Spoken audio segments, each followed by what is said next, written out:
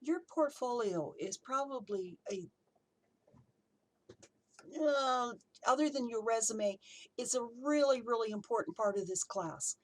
And the reason that it's so important is that you get all of your information together in one place and you're able to present them to an employer.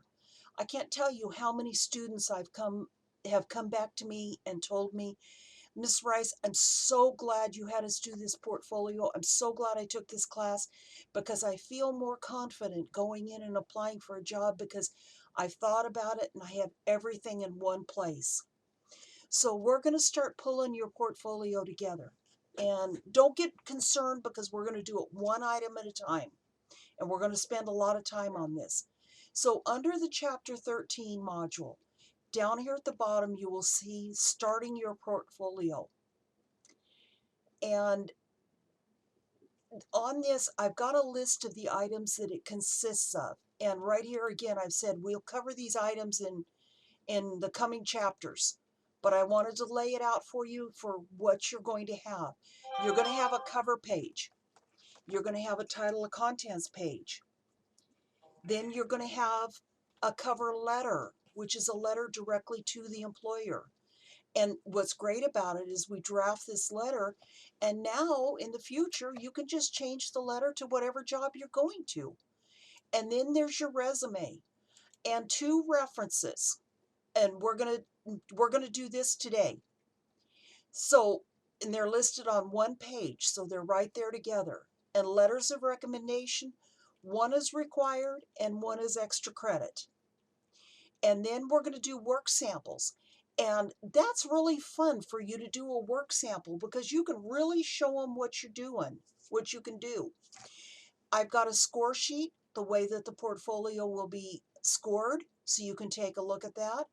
And we're going to start with the list of references.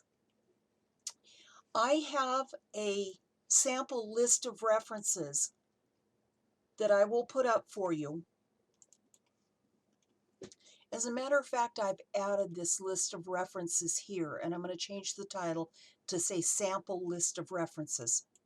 And when you open that up, this is what, when I talk about the letterhead, this is it. It's your name, your full address, including your city, state, and zip, your telephone number.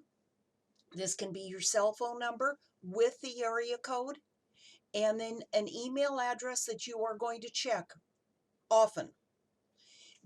It's really good if you create this border right here.